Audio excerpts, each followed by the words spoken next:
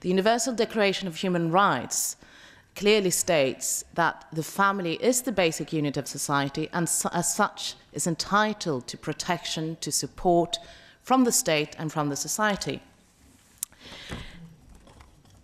Family is extremely important to policy making.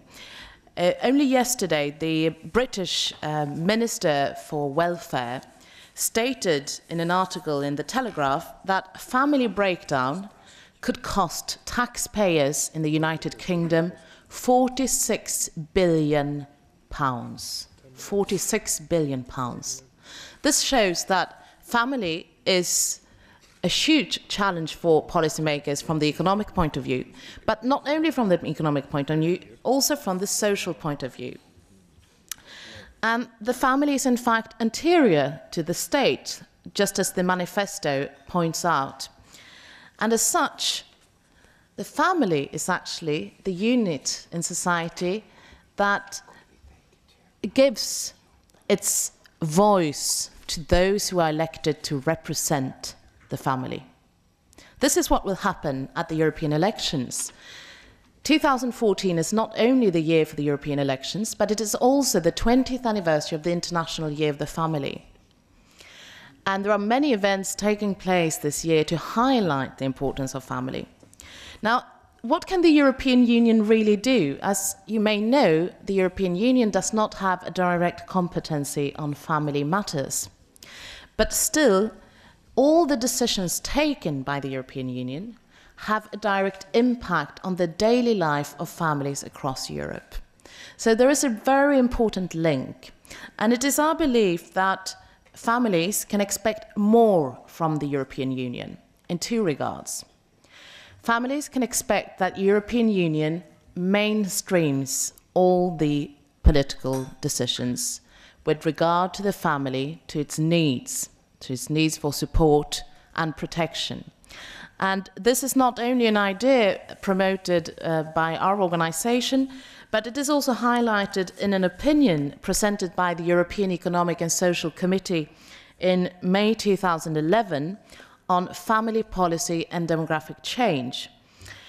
This opinion, which you can find on the website of the European Economic and Social Committee, was actually the result of a request on the behalf of the Hungarian presidency of the European Union.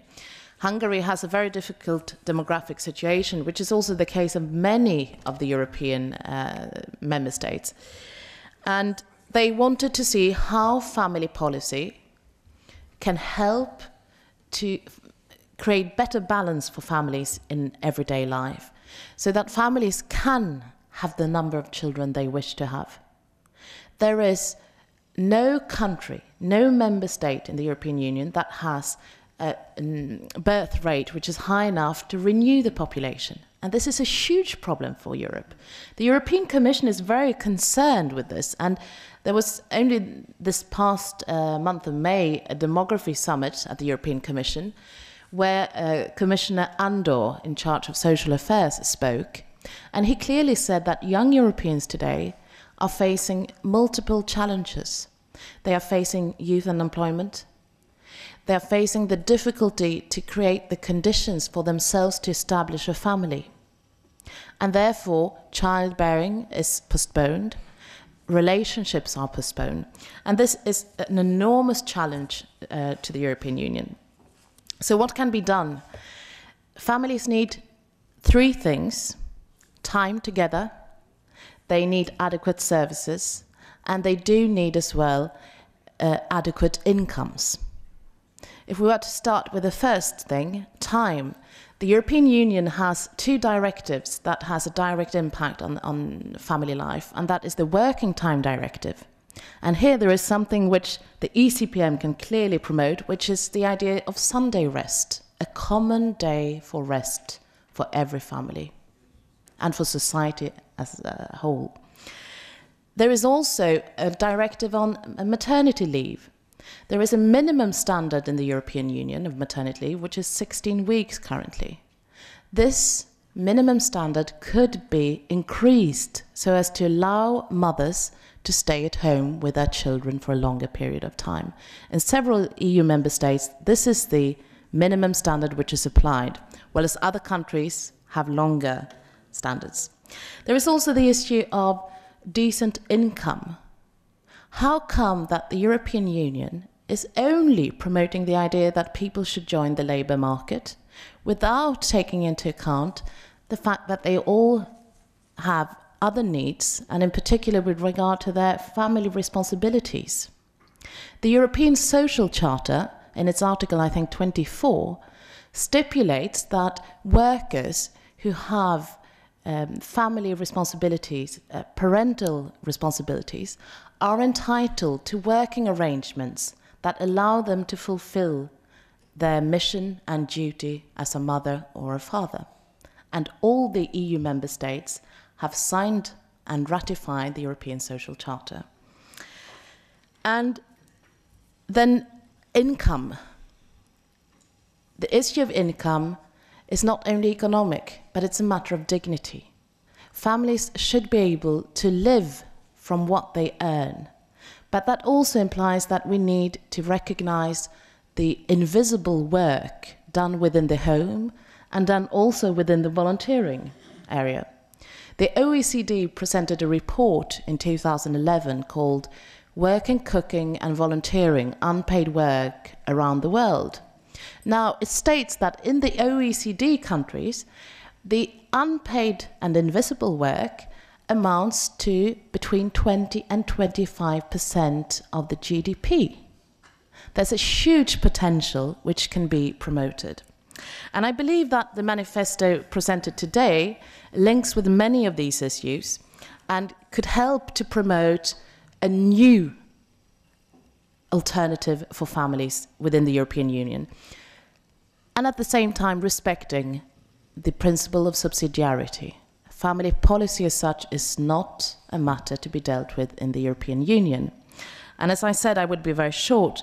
I would just like to underline the importance of recognizing the rights of the family. The family is not an object to be administered. It is a subject of rights.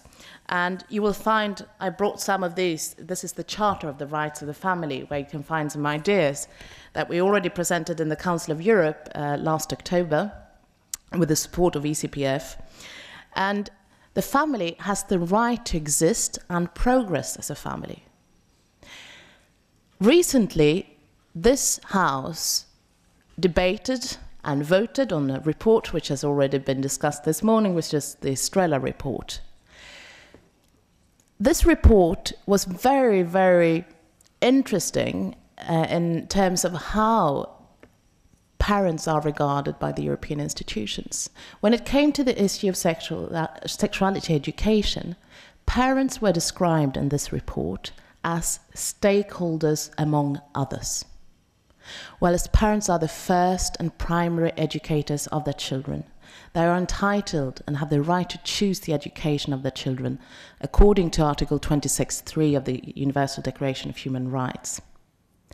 Parents have a key role to play, and families have a key role to play in the European Union. Families are the cradle of what is the most important, the most invaluable assets for each citizen in the European Union, for each family, for the society and the common good as a whole. The family is the way to peace. The family is where love, trust, hope, all can grow and be nourished. Therefore, FAFSE wants to convey its congratulations and its thanks for this manifesto, which we are very happy to read, and also to announce that the families themselves will contact the candidates to the European elections, and we're launching next week a pledge campaign calling on the candidates to the European elections to commit themselves to family-friendly policies. Thank you very much.